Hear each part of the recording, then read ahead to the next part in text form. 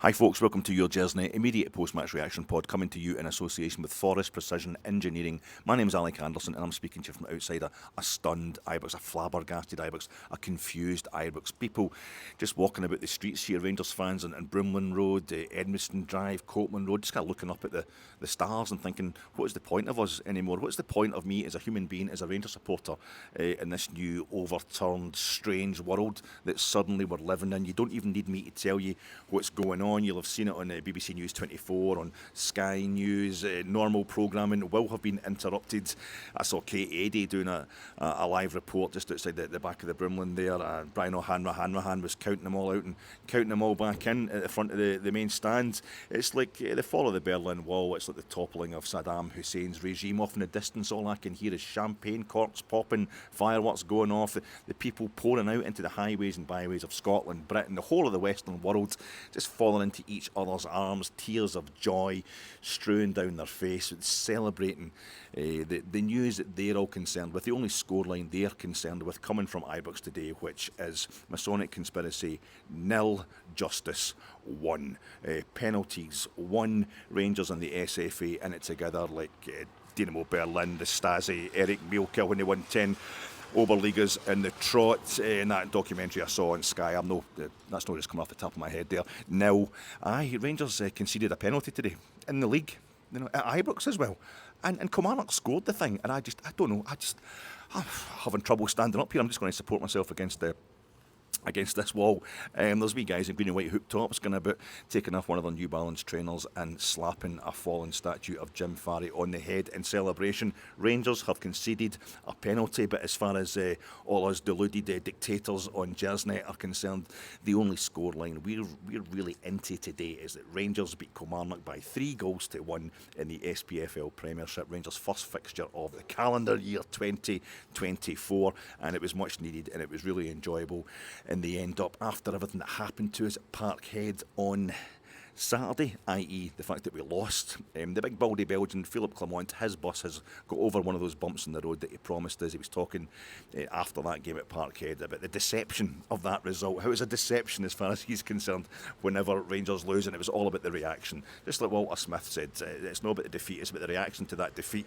And Clement and Walter up there looking down on us, be very happy with the way Rangers responded to that setback on Saturday. So now it's only one defeat in 18 games for Philippe Clement's Rangers, and it was really important. We was going into the winter break after this game today. There's no more league football until the 24th of January for Rangers. It was really important that we bounce back. By the time I've recorded this, Celtic will probably be 5-0 up at Paisley in the later kick-off this evening. But the main thing was that Rangers showed there wasn't going to be an adverse reaction to the first proper setback they've had under our new manager, and it didn't always look like that was going to be the case today. It took us 40 odd minutes to score the first goal, and you start transposing those kind of hungover emotions. Very good who am I trying to kid here? Just basically hungover in the very physical sense, but also a lot of depression in the system after losing to Celtic. There always is, and Saturday there it was really good for Rangers to get us all going again, and getting everybody back on board with Philippe Clement's push for the title.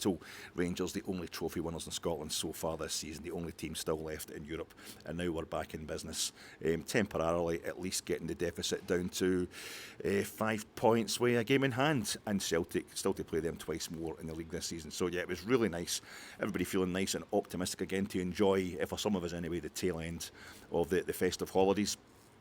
Only 2 changes to the starting lineup today. We knew obviously that Leon Balogun wasn't going to be playing at centre half. Big Leon getting a red card at Breezeblock Boulevard at the weekend there. But who was going to replace him? It was Big John Souttar, partner in Conor Goldson at centre half today. Slight surprise for me that Dujon Sterling went down to the bench, and it was Kieran Dowell that come back in to partner John Lundstrom in that sitting 2 in midfield in the 4-2-3-1 formation that we've been playing forever, it seems now, and certainly under Philippe Clement. But maybe that's the last time we'll see it. I don't think so, but you never know, because we're going away for that winter break, and there'll be new signings coming in. Maybe the tactics will get changed. The big man, our manager, has been promising he needs more time with the players on the training field if he's going to change things too drastically. But in the short term, I was kind of surprised. No slight on Kieran Dowell, who's done well since he's come back in, but it was more like Dujon Sterling, who he was replacing, was I think our man of the match at Parkhead. A revelation, if we're being honest. But he was on the bench today. I don't know if he took a knock or anything like that. I don't know the details. He was on the bench alongside one Nico Raskin and new loan signing from Wolves, Fabio Silva. But only two changes to start lineup from Parkhead, and it was a slow start, as it's always going to be against a Derek McInnes side, or a Derek McInnes side back on form. Kilmarnock wearing a red top today, and I'm thinking it could be Derek McInnes' Aberdeen. They have this great skill of, I think it's a difficult thing to do, let's give them credit, being able to completely slow the game down, so to do so much time wasting and yet be sharp as anything when they're presented with a chance at the other end. It's quite a difficult thing to maintain your mental sharpness when all you're doing the whole game is, my boots come off, referee. So you've got to give me time to change, to get my boot back in my foot. But if it's an injury, I'd have to go off the park, and that would be us playing with 10 men against Rangers. So it's clever stuff, and I think the kind of tone was set about 10 minutes in. If there was any way Kilmarnock weren't going to give the game away as to what they were up to, when their goalkeeper walked past a ball that had been thrown. He's got the ball at his feet. It's a by kick to Kilmarnock, and there's a ball sitting there on the 6-yard line. Another ball's been thrown on by one of the ball boys, and the multi-ball was in full force today. I think Philip Clement might have had a word with the ball boys directly, or with whoever looks after the ball boys. They're going to have to get on board. They're going to have to get with the programme, because I don't know if you remember, was it the Aris? Maybe I only noticed it from my place in the main stand, but I noticed the Aris Limassol game, I think, at Ibrox, when we were chasing the match, trying to get the 3 points there in the second half. The ball boys at Ibrox, pretty slow and that. No, they're just wains. They're just kids enjoying a day out. They're quite right to be just enjoying themselves, and one of them wasn't getting the ball back on the park fast enough as far as the manager was concerned, and he turned it. He thought for a second about bollocking this wee lad, who must be about 6-year-old or something like that, just sitting enjoying himself, get the trackies on and the trainers, and he's on the track side at Ibrox during a big European game, and suddenly he's getting bollocked by this kind of 6 foot grizzled looking guy who looks like although he's on leave in Saigon, he's just thinking about how Charlie's in the jungle getting stronger and stronger. But I think Clement has told the ball boys to get the balls on, and it kind of worked against us slightly in this one instance where the Kilmarnock goalie sees the ball sitting there. All he's got to do is just kick it off the pitch, but he just walks slowly to the other side of his 6-yard box to place the ball down and take and just let the referee blow up for it. And I don't know, the referee, is it our job to get the extra ball off the park? He couldn't book him, the referee, but he goes up and has a stern word with the goalkeeper, and you knew right then, Killie, you're here to waste time, try and get the point, try and hit us in the break. And they're very well skilled at that, but you're also worrying, was it Rangers? As I say, were they suffering from Saturday and all the exertions leading up to Saturday? Abdallah Sima, I don't know if you're putting this on the players, just you're putting on to them what you're feeling yourself, but it looked to me, maybe over the past couple of games, and certainly up to maybe 40 odd minutes today, that Abdallah Sima, who's been a revelation for us, has been worked into the ground.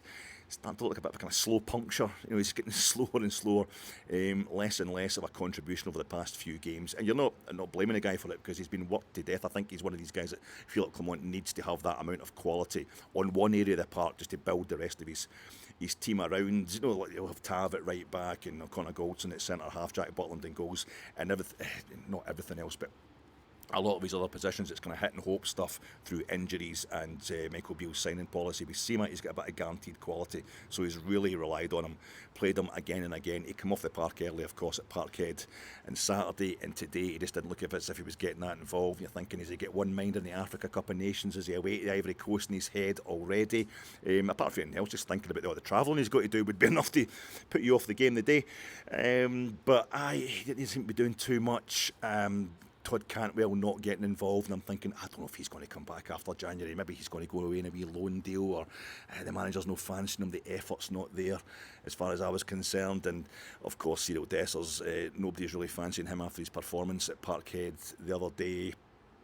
It was just kind of after a wee golden spell, it was kind of having people doubting him seriously again. He's definitely not got the pace. There's no two ways about that. And it was kind of, are we going to? I started thinking about the preview pod I'd done last night, where I had promised people that I was hungover, but it was my old mucker, multiple man 78, old colleague of mine. He got in touch today to tell me that I'd counted up I couldn't even count. Celtic actually beat us 5 times in the calendar year 2023. We drew once, played them 7 times, we drew 1, we won 1, and they beat us 5 times, all by a single goal. And I'd done a really bad analogy with Heat, a film that I absolutely love, and I've been waiting for years for the opportunity to try and throw in the 1995 Michael Mann movie Heat as an analogy on Gersnet. And when I eventually got around to it, and it was last night, and I was just so hungover that I didn't really push my point through well enough, and I was just a bit disappointed. And the Rangers players, they're playing the same, and I'm looking at it thinking we're not getting anywhere. We had a kind of elongated 1-2 between Dow and Tav that ended up with the ball going down the right byline, just kind of trickled into the goalkeeper's arms. Good ball from Ridvan Yilmaz to the back post. Cyril Dessler's kind of nodding it over the goalie and onto the net, and I think this could be bad if we don't get the 3 points here. Even a draw is an absolute disaster as far as we're concerned with our form going forward into the new year. After the winter break, it would really take the wind out of our sails and would make Celtic absolute out and out favourites for the title, especially when we've got games in hand to play and we're going to be in Europe as well. All the things that you're boasting about before that game at Parkhead suddenly becoming onerous and holding you back. The one thing I've always got in my back pocket, one thing I've got in my locker, one thing I've got locked and loaded all the time is this unfailing ability to say something that turns out the opposite case then becomes immediately apparent. If I truly, I need to believe it. I can't just say, I think Celtic are definitely going to win the league this season and therefore Rangers will win it. But I just need to do it by accident. I need to curse somebody, say somebody's crap, and then they'll do something brilliant. And I didn't really curse Ridvan Yilmaz, but he had a wee pass inside, which he's been doing ever since he's come back into the frame under Philip Clement. He had one of these wee passes inside the wee left back, which goes straight to an opposition player, and he's brilliant at the nutmegs, he's brilliant at the dribbling, he's getting better at the crossing, he's really great going forward. And you're thinking, just nutmeg players. Don't try to pass to your own players, Ridvan, because it's almost like the phrase "we're the ones in the blue jerseys," has been invented for Ridvan. He keeps doing this thing. He's been doing it over the last few games, where he's just terrible at passing the ball, and he's always deep in his own half when he does it as well, passing it inside. I mean, run inside with it, Ridvan. Make sure you get to actually take the ball into the middle of the park with you at your feet, but don't pass it over any kind of distance because he always hits it straight to an opposition player. And he did that, and I was like, I just said to Davey and Jenny, the folks sitting next to me, why does he always do that? He's terrible with the passing. And he went on to be man of the match, deservedly man of the match. Lovely balls up the left-hand side to Sima, who, as I said, was looking a bit deflated at that point in time, wasn't really doing anything with them. The dribbling was fantastic, and the crosses got better. And it got to a point, though, in the second half, still 0-0, about 40 odd minutes into the game, and the only thing I was thinking about was, like, why are they wearing our strip? Why no? Ross County didn't turn up at all the other night at Ibrox, and Kilmarnock had turned up without a change kit. It looked like they'd borrowed their third kit for this season, absolutely the same. Looks a bit like a Falkirk kit on them as well, and I was thinking, that's quite interesting, because Kilmarnock, of course, their greatest moment since Willie Waddell won the league with them in 1965 has been winning the Scottish Cup in 1997, and they beat Falkirk in the final at Ibrox. That's quite a Falkirk looking away kit, and just at that point I was about to, that was as a sign that the game wasn't really going according to plan. We just had this amazing moment with Cyril Dessers on the halfway line. I don't know who played the ball to Cyril, but he's back to goal. Already getting a few catcalls for the crowd, Cyril, for not getting involved or what he was not doing when he did get involved. He turns and he knocks this ball, the pass of the century. Just turns around and plays this fantastic pass right up at the middle of the park, right over the other side, looping right behind the Kilmarnock defence and onto the feet of young Ross McCausland, who'd been plugging away but not really getting anywhere. But he's got fantastic concentration, Ross McCausland, when he's in on goal. He takes aim and he fires with great purpose and great confidence and great concentration, and he put this one away. I think maybe probably from the edge of the box he slotted it away, but Desser's ball really making that goal. The joint went wild, and after, like the buses, we went so long without anything to cheer about. 3 minutes later, just one of the, I'm talking too much already, as I always do, especially after Rangers have won, but that's the one thing about football. It's something that happens in an instance can lead to a book being written about it. And this from Abdallah Sima, the man who had also been doubting today. I didn't doubt him out loud, but I think I doubted him enough internally for it to mean it was almost certain he was going to do something spectacular.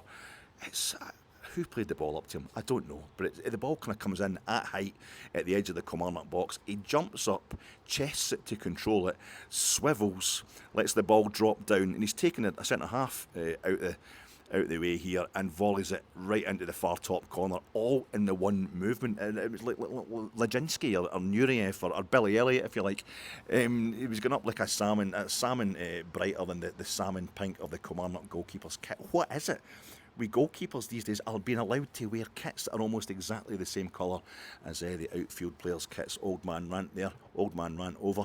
But what a goal, what an absolute belter of a goal from Abdallah Sima, and all my doubts about him shoved back down the throat in my mind. So yeah, that was it. It was absolutely lovely. And one thing I have to say, it'd been a bit sombre at the start of the game, obviously, a bit of a dull start to the game, but almost in keeping with the silence for the memory of the 66 Rangers fans who died on the 2nd of January 1971. And it's something you shouldn't have to say, you shouldn't have to praise fans for maintaining a silence, opposition fans I'm talking about here, but what we've been through in the last kind of year and a half, and the Loving Cup ceremony at half time, reminding us that from my whole life, the Loving Cup ceremony, we've been toasting the Queen at Ibrox in the first game of the new year, and now with the coronation of Charles III last year, we're toasting the King. But that brought back memories of a lot of different silences that have been absolutely insulted by various visiting fans. So the Kilmarnock supporters observing that impeccably today, and big thanks out to them for one. A football supporter of one team to the supporters of another. That was really much appreciated, guys. Really was. But into the second half we went.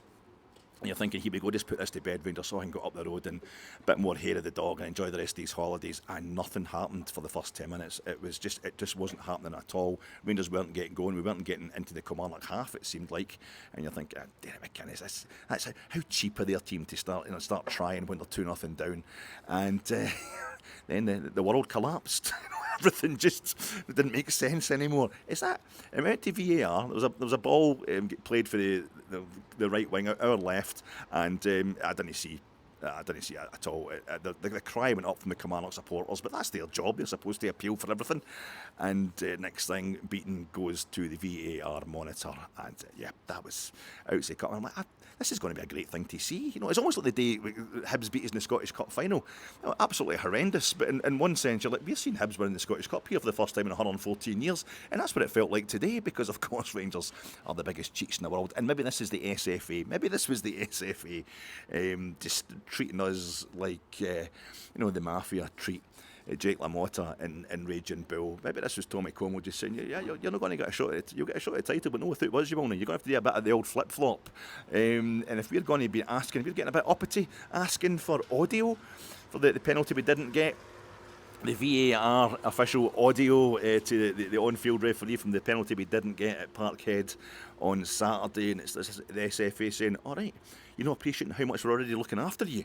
Well, it's time for we started giving you a wee slap about penalty against Rangers, penalty to a team other than Rangers in a match featuring Rangers in Scottish football. It's the second one I've seen in the last couple of months. Hearts got a penalty against us at Hampden in the Scottish Cup, the League Cup semi-final. But maybe this was just like Tommy Como and the Debonair Social Club just having their wee moment to make sure we knew who was boss. And Kilmarnock put the penalty away, and it's like 2-1, and you get the whole of the second. This was only like 57, 58 minutes in the clock, I think, when the penalty actually get put away, and you're thinking it's a long, long time for Kilmarnock to come back at us here and just completely ruin everybody's life when it comes to Philip Clement as Rangers manager. It was about 2 minutes later. We went straight up the park. Absolutely lovely. Sima and Yilmaz again involved. It's like what's the new government that the UK is going to get in 2024. It was sourced, it started on the left, but it pretty quickly moved over to the centre. And Sima kind of goes up the left-hand side of the box, turns round and plays it to Yilmaz, who's overlapping. He puts the wee cross, a lovely kind of ball, kind of ankle height perhaps across the face of the 6-yard box, and Todd Cantwell, a man who had also been doubting, kind of ghosts in front of the goalkeeper and dinks it over him. Lovely finish, and 3-1, game over. And after that, it was just a wee celebration of the relief. I'd also like to thank the 3 people who didn't turn up in the seats to my left hand side, which let me celebrate those goals. But I feel as if I'm like a 20-year-old ultra running down the steps of a curva, and shouting in the face of a Marco Tardelli type goal scorer in Serie A. But of course, what I actually look like is an old man shouting at kids with "Get that ball out my garden, yous!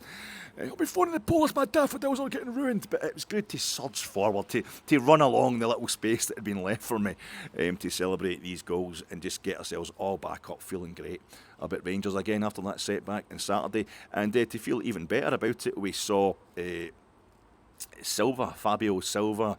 His name's Silva, and he's come from the old gold of Wolves. But is there anything more precious than him wearing the number 7 jersey of Rangers? Big statement from him there, a big bit of confidence. And he came on for Mr. Dessers, and he did okay. He gave him enough time to run about, get a few kind of wild shots on goal, show a few nice touches, and roll about in the deck a bit just to prove that he is Portuguese. I'd been worrying when the minute Kilmarnock scored. I thought, the thing that this has reminded me of, I think the only more spectacular goal that Sima has scored for us was in that game against PSV Eindhoven at Ibrox. He smacked that one in from the edge of the box. This one was better today, but maybe just as spectacular, but in a different way. This one was technically better today, I think. But that was the other truly spectacular goal that Sima scored for us. The other thing, Cyril Dessers reminded me of the amazing ball he played through to Rabbi Matondo in that 2-each draw at Ibrox with PSV Eindhoven. The ball he played to Ross McCausland today, very reminiscent of that. And I thought, 2 each. Are Kilmarnock going to come back here? But thank God, no. Rangers just sorted that out straight away within a minute of Kilmarnock even threatening. I'm going to walk away here from the wee sweepy guy. He's getting a bit noisy in the background there.